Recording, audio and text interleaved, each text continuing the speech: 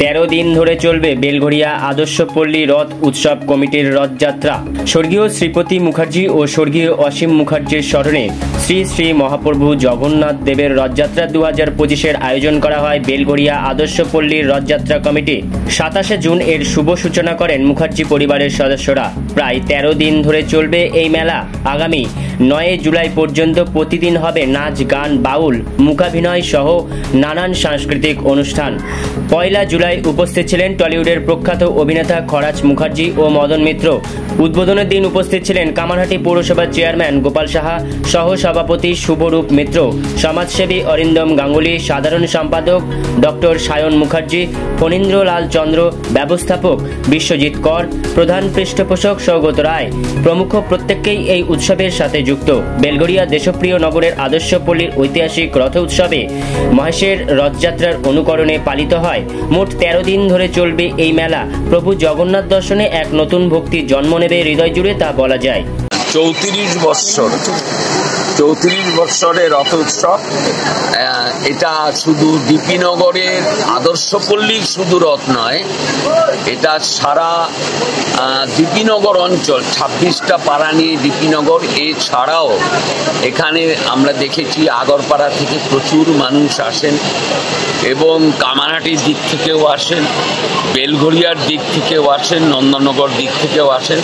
অর্থাৎ বিস্তীর্ণ অঞ্চলের মানুষ এই রথকে কেন্দ্র করে অপেক্ষা করেন।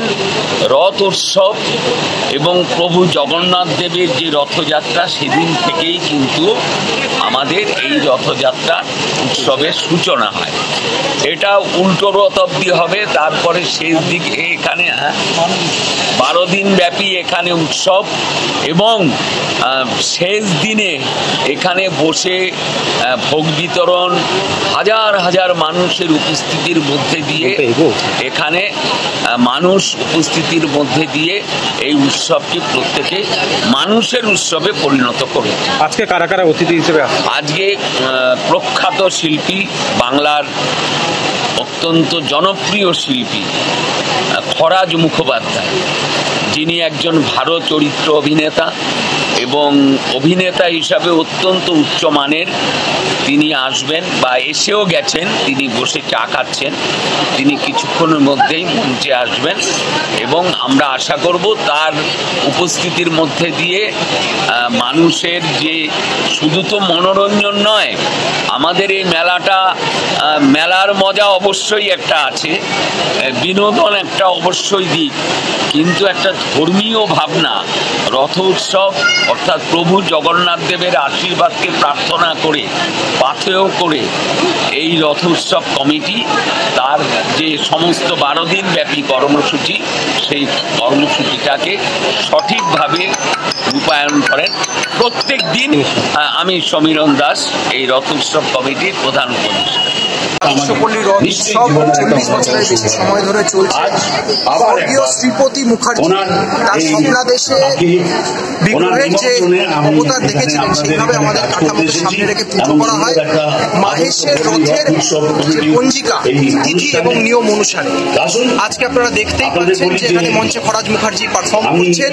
আমাদের 13 দিন ধরে এই অনুষ্ঠান চলবে। লাস্ট 9 তারিখ অব্দি মহাভোগ বিতরণ করা হবে পাড়ার এই অঞ্চলের সমস্ত মানুষের জন্য। তারপরে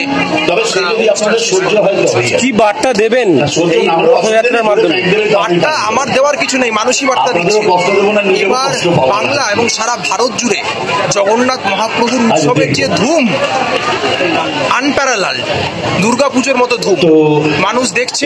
পুরী থেকে দীঘা হয়ে, রথতলা হয়ে আদর্শপল্লীতেও মানুষের ঢল আপনারা দেখুন এবং দেখান। এখানে আলাদা করে বার্তা দেওয়ার কিছু নেই, মানুষ নিজেরা উৎসাহিত হয়ে এসেই বার্তাটা দিয়ে দিচ্ছে। আপনার নামটা কি? সায়ন মুখার্জি।